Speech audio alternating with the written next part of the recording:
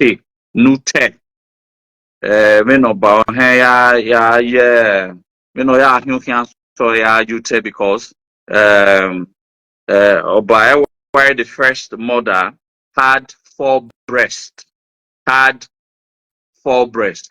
I think I've said this story like 2 or 3, 4 times. For those who have followed me for a long time, I've told how Oba Eware's mother, which was called Ovemen, or later to be known as Eleni Yogun, had 4 breasts. All right. At the time when my late mentor had written that it is true that Eleni Yogun had 4 breasts, the palace itself kicked against it, that cannot be correct, that no human being has 4 breasts. But luckily, there is an ancient parable where at day it tend to differ. There is an ancient parable that protruded that Oba Eware's mother really truly had 4 breasts. Itano do abe ele ni ye wai onari wiva ya koke edo noba onari wiva no ke ya koke oba nedo. All right. So if it's a protrusion that the Benins, who always tell stories apocryphally. Thanks for clicking on this channel.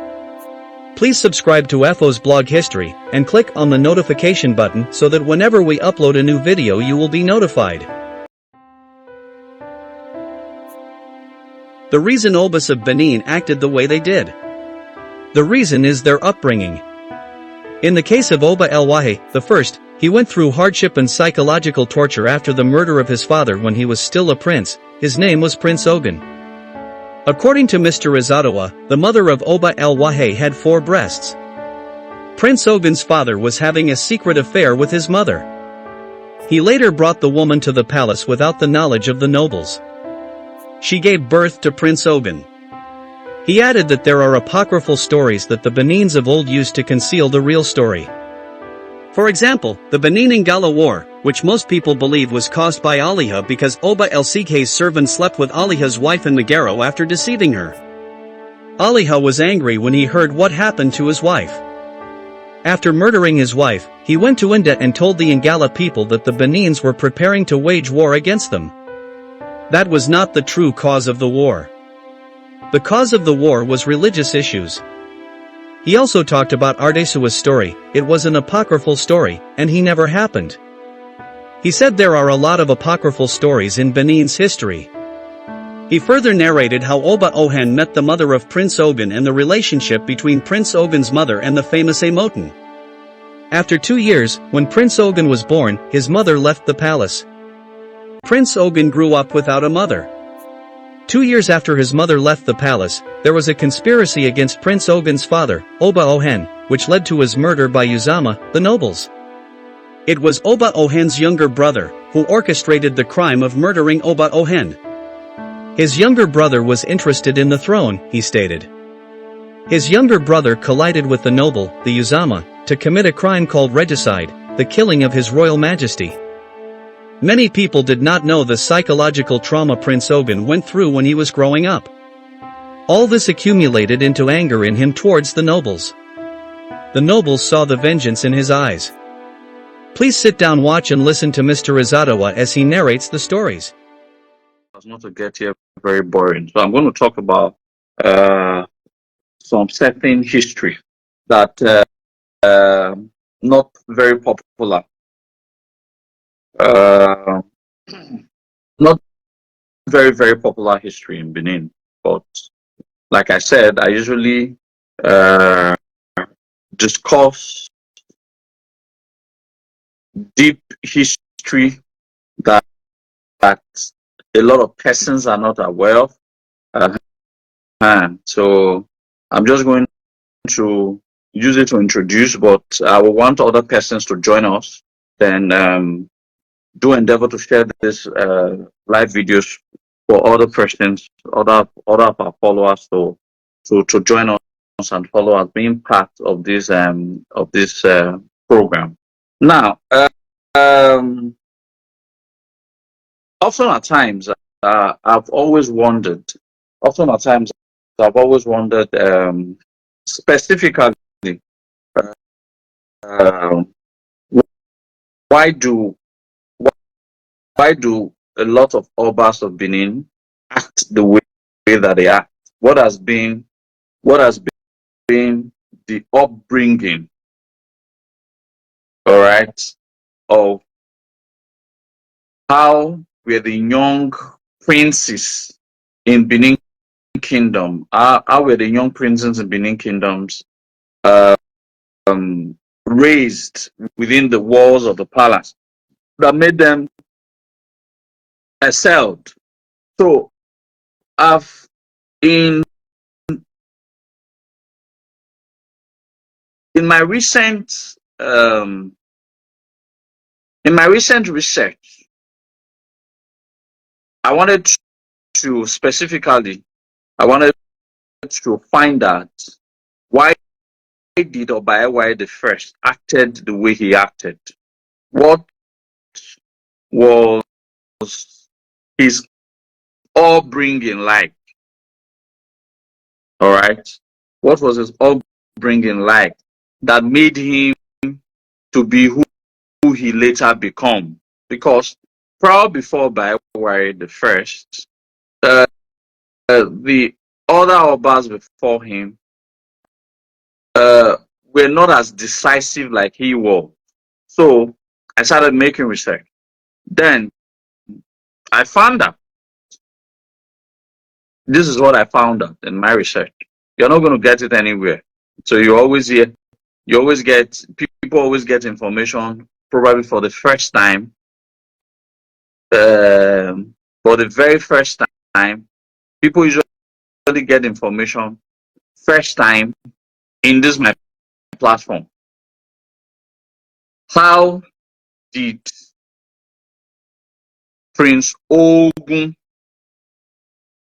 what was his childhood like? He had a terrible, terrible childhood.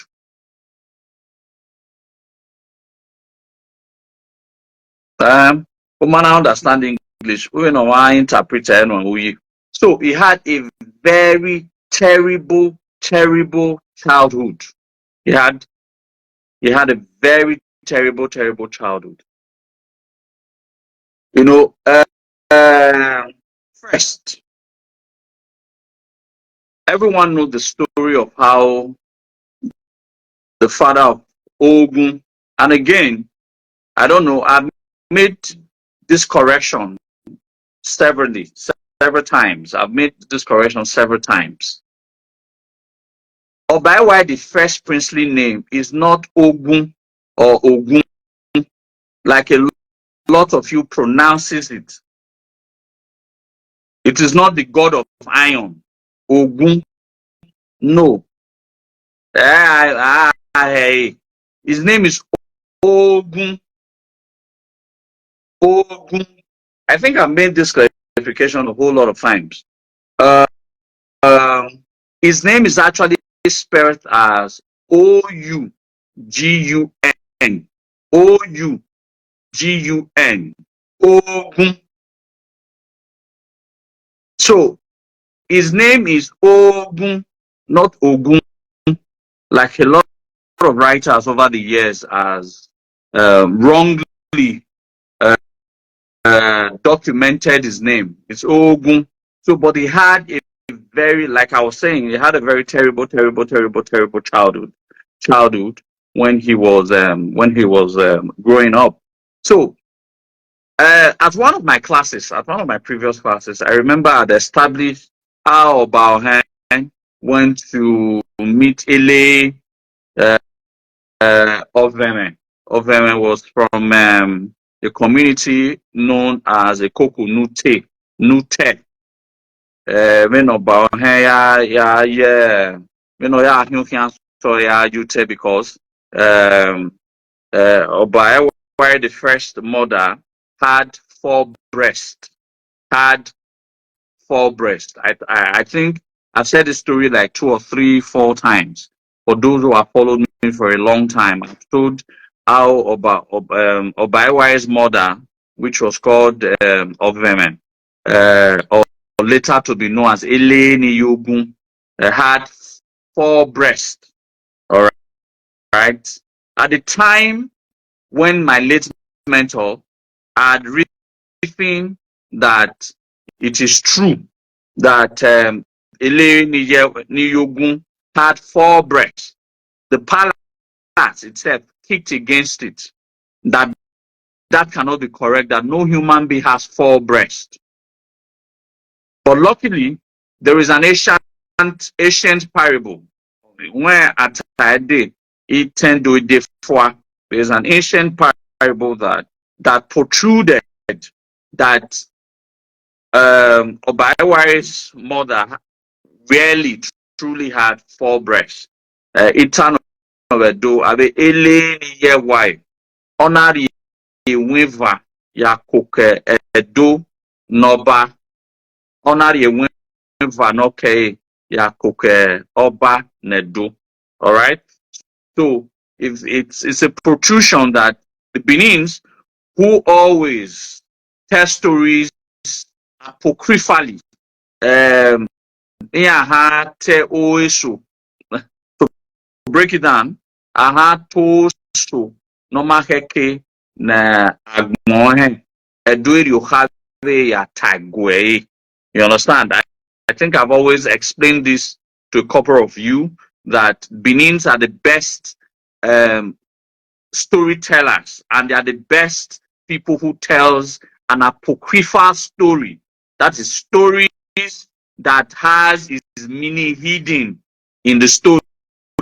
So there are so many stories in Benin that were apocryphal. Like the Benin Gala War was apocryphal. Like uh, um, what's the other one? What's the other one? I have said it. Funny enough, the Adesuwa story that is very well popular does not exist in Benin history. Adesuwa, there is even a possibility there was no a lady called Adesuwa who was the daughter of Ezomo. It was not the story. Ado Tohani, the Benins were trying, the Benins of old, they want generations, future generations to actually know that the war between the Benins and the Gala was a religious war. So they needed, because it will not make sense to us, according to them, it will not make sense to the generation next yet unborn about that the Benins was almost annihilated because of religious beliefs. Instead, that is another apocryphal story. So Adesuwa really did not exist. So the Benins has a way of telling stories. All right. So as I remember several more, I will not unveil them to you, that there are some stories in Benin that didn't exist. Okay. When I was telling you people about the story of Umo Wunohwa, right, the establishment of the Ugu kingdom and all of that, if you people remember, now if you are from Iyekoreon, I'm from Iyekoreon. If you are from Iyekoreon, there's a popular story within the houses of the Ugu areas of Iyekoreon, where there's a community that is regarded as Umogu. It's popularly called Umogu Nozwogbe. It's not actually Umogu Nozwogbe, it's Umogu Ozwagbo or Umogu Nekere. That's actually the real name. But there is an apocryphal story that Umogu that says that there was a very so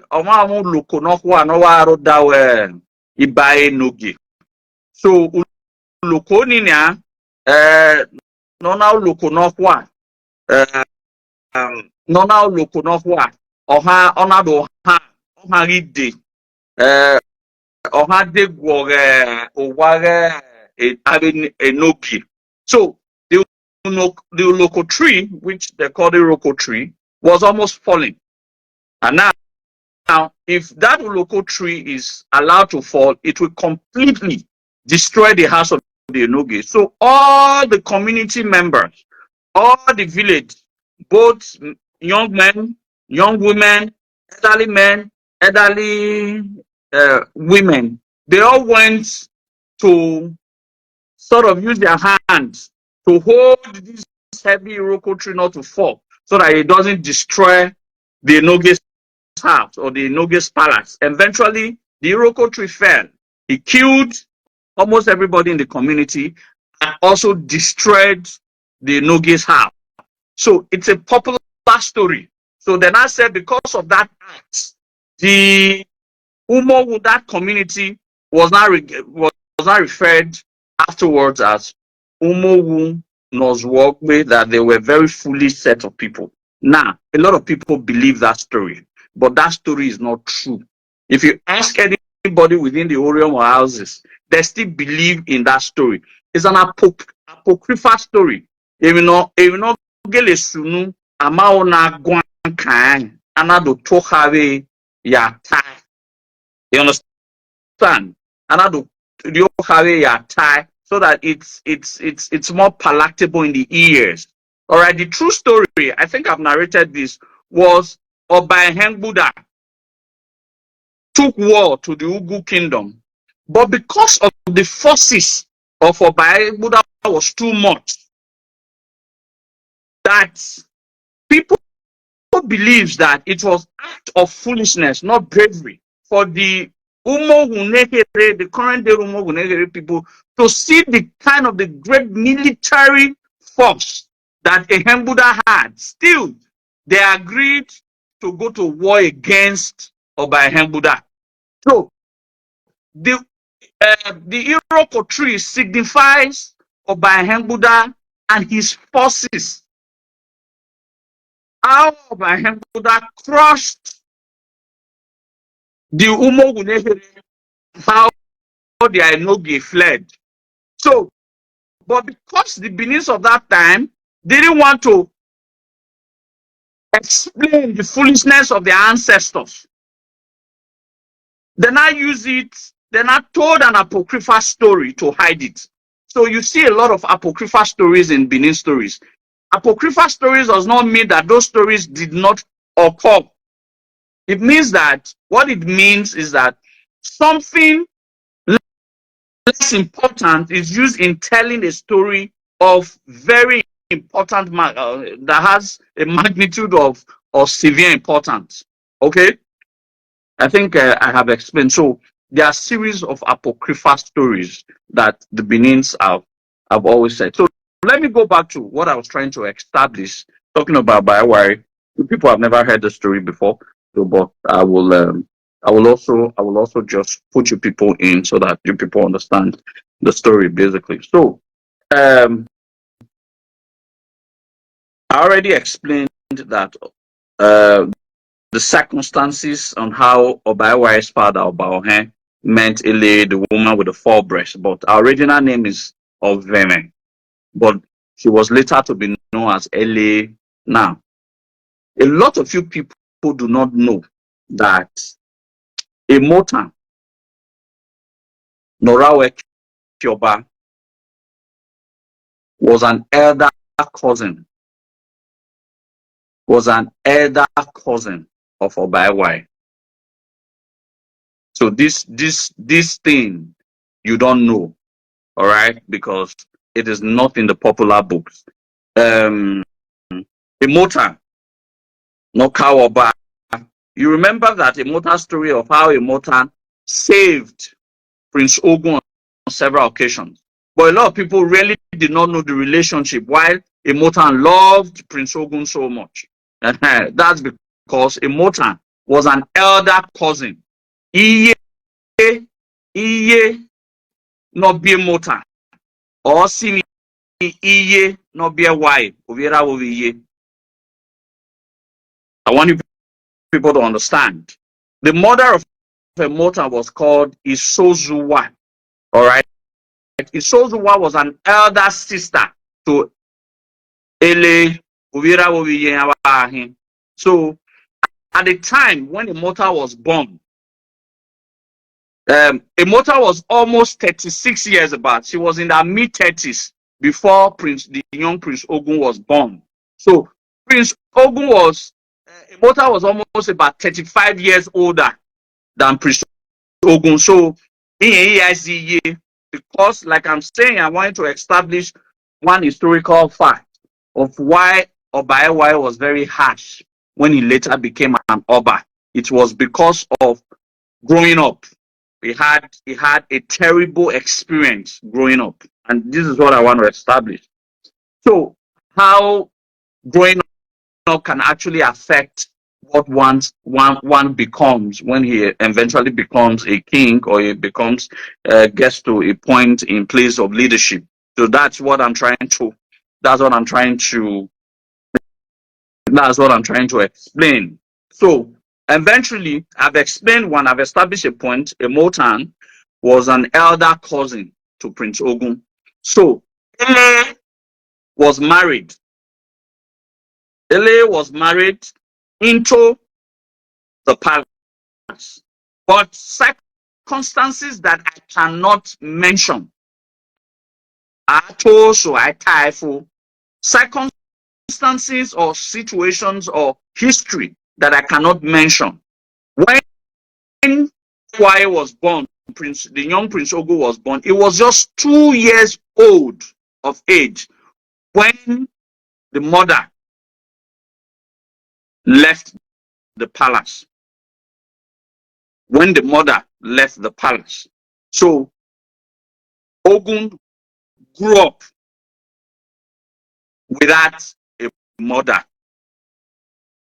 So in that space of growing up, about 2 years later, after he has been abandoned by his mother in the palace, a conspiracy was placed on his father. Everybody knows the story. Now, that conspiracy led to the murdering of Oba. Everyone knows that story. But what you did not know about the story, I'm talking about some of the psychological blow that the young Prince Ogun passed while growing up. But what most people did not know, it was his Oba's immediate younger brother called Prince Utete that orchestrated that crime against the royal house. Oba had a younger brother who was also interested in becoming the Oba. But because Oba had placed a declaration, because he had 4 sons, Egbeka, Orobiru, Ogun, and Iwuge. Iwuge later became Oba Ewuare. Egbeka, Orobiru, Ogun, then Iwuge. These were the 4 sons. All right, because Oba had made a public declaration that his 4 children must become the Oba. So his younger brother had orchestrated a plan, collided with some of the nobles to murder a regicide, a crime called regicide, killing of a royal majesty. I think that's what they call a regicide. The regicide was committed. All right. So Prince Ogun grew up hating everybody around him. First, murder living. Secondly, killing his father. And thirdly, they saw the vengeance in his eyes. The king, the nobles saw vengeance in the eyes of Prince Ogun, and they knew that amongst all the children of his father, it's only Prince Ogun that is going to revenge the death of his father. So he had to run for his life. That was the role Emotan played, a cousin, to ensure that he escaped until he traveled and got to Iseluku. I also explained this. I think in one of my videos I did that. I explained how the mother of Ihimi, who later was to be known in history as Eze Chiman, all right, who was a powerful sorceress, was able to initiate Ogun into the Olokun deity, and he was mystified. Along the line, he met his best friend, Ogbeide, who later to be known in history as Okwaya and all of that. So he suffered all through these travails. So he came to become an Oba on the back of revenge. So that means almost all his actions were precursors of what he had experienced growing up as a child. So he didn't have a good childhood. He was denied the love of a mother. He was denied the love of a father. And he discovered that the person who orchestrated the murdering of the father was his uncle, Prince Utete. And at the end of the day, as a young boy of less than 15 years, he was also banished because the nobles, knowing that they have committed that atrocity, didn't also want him to become the Oba. Otherwise, he's going to take a revenge. Guess what? He became the Oba and he took that revenge. I think I told the story. I, I told the story when I went to visit Olia last year of how Prince Ogun wiped out the first generation. Wiped out the first generation of all the nobles in Edo land. A lot of people, you people are not aware of that story, but but he wiped off a particular generation and replaced them with their first sons. At that time, all of them. He killed all of them and replaced them with their children because he didn't want to see those who were part of the conspiracy against the royal house. He killed all of them. So he came on the back of that vengeance. And that's, but either way, it is the toughness and the childhood that he had that made him excel as an Oba, even if in greatness he excelled so well, but he had little or no mercy on people because you wouldn't really blame him. So just in case, I've read several times where people have misjudged Oba Ewuare the first, that he was a very wicked king and all of that. But I'm trying to say that you cannot judge a man based on what he has done. You can always judge a man based on some certain things that he passed through. So I just wanted to explain that. So I'm doing research. I'm doing research on all the ancient Obas of Benin as well as some of the Ogiso. So actually unravel how they grew, the story behind their childhood. Because when you know their childhood so well, it tells on how they will excel and become very great. I think I've run through all of that. I'm supposed to wait for my brother who's supposed to join this program. But anyway, we have a stakeholders conference coming up. I'm not supposed to be here online, but I needed to be here today because it's really very important for some of you who are online and some other persons who are expected to join. Probably they are still at work because it's weekdays. Most people do not really have chance during the weekdays except for the weekends. So let me pass this message. We have a stakeholder conference that is going to hold next week, Friday, Saturday, and Sunday. It's really, really very important for the survival of the kingdom. For what I have represented over these years, I'm not a noisemaker. I try to talk less and act more. Basically, we have seen everything that has been happening all around us, the conspiracies, the existential threat that the Benin's currently face. I completely understand that. I don't talk about it like a whole lot of persons who want me to talk about it. I don't talk about it like a whole lot of persons who want me to talk about it because I'm not a talker, I'm a doer.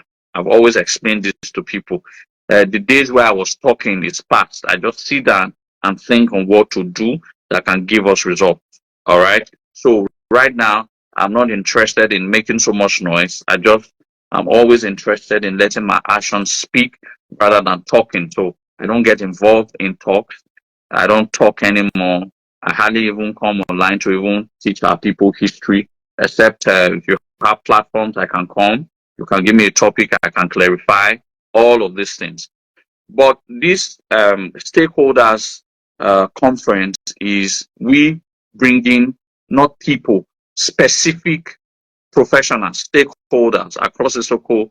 We've reached out to a whole lot of persons, and they're all coming from Igede to Isoko to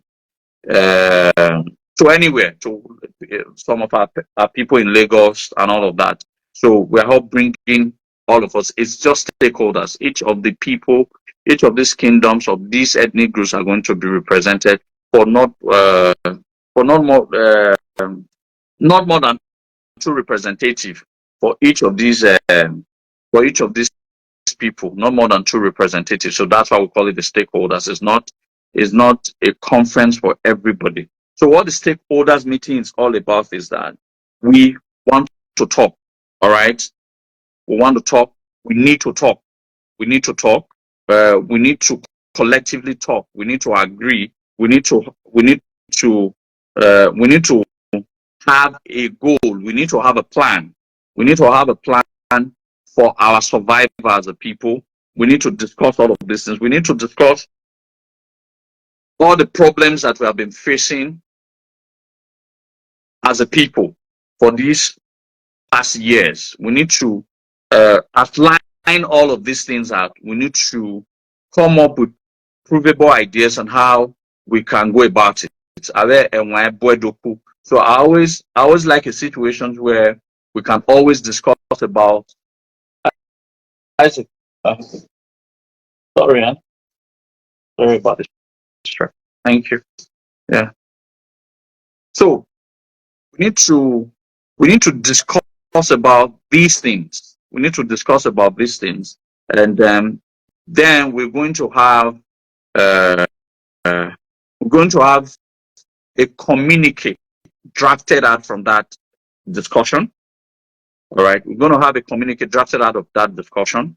For some of you who are into media, so you can send your media team to come and cover it. We need all the coverage. For those of you who have blogs, who want to send blogs and all of that, we have all of these things to be covered. It's going to be very explosive because the people we are bringing that we're expecting to be part of the program are people who have shown intellectual capacity over the years. I even received some gifts in my office today from Isoloku, and these are advanced people who have always believed that there should be unity. We've received people who are doctors, who are PhD, even a professor. They are all coming. It's a stakeholders meeting, and when God enriches or enable their children, so we're going to be having that. When the conference will start in the morning, it will terminate in the afternoon.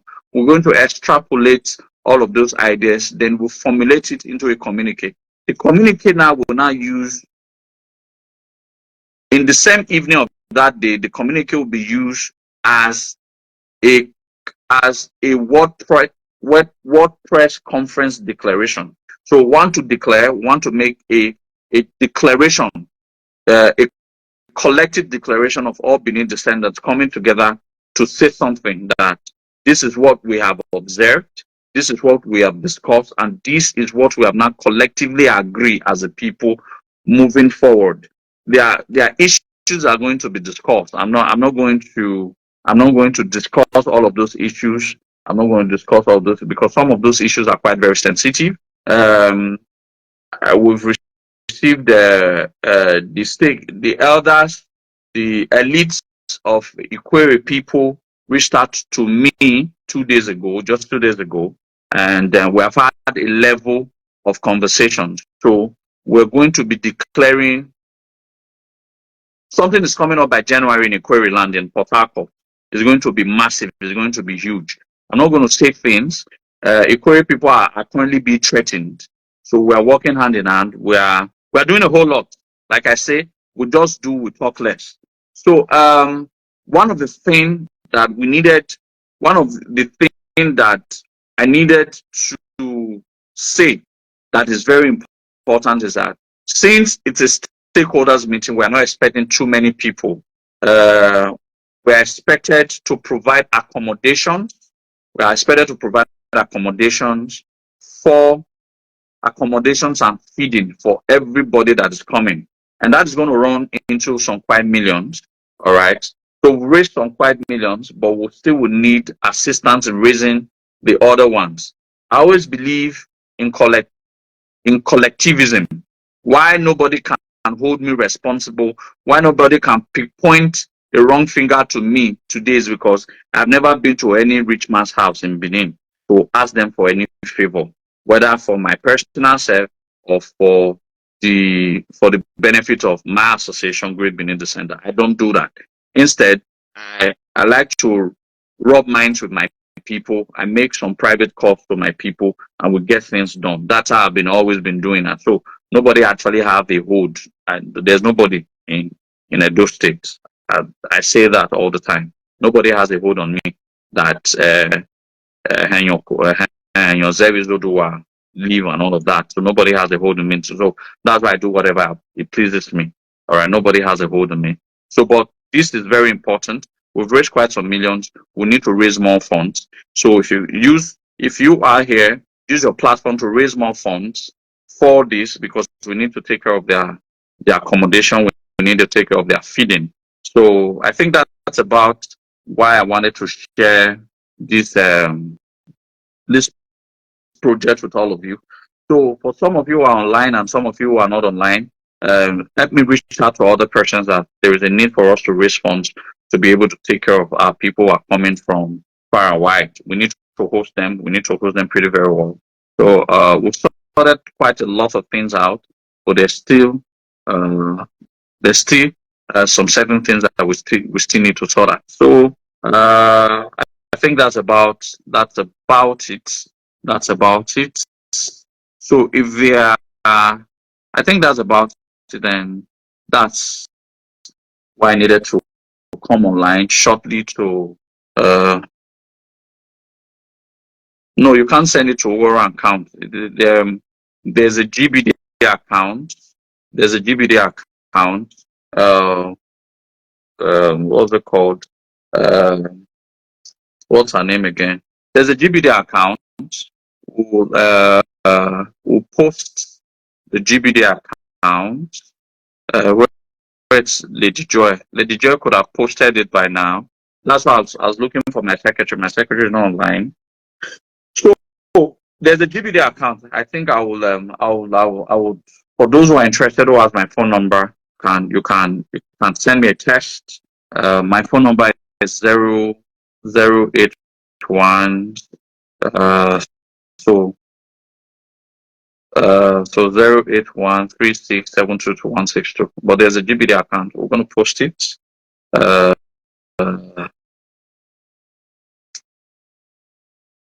okay, so I'll post it for you to see, so that you can put up your support, and we're sure going to recognize all of you for all of you that are supporting. So I've done my support too, but I think we need more support. I don't want it to be all about Izodowa only. So I also want other persons to also put in their money and part be part of the program.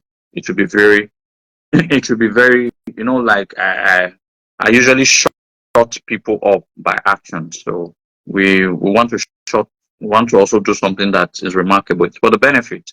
It's going to be loud because we're going to bring a whole lot of media to cover it. We're going to bring a whole lot of media to cover it.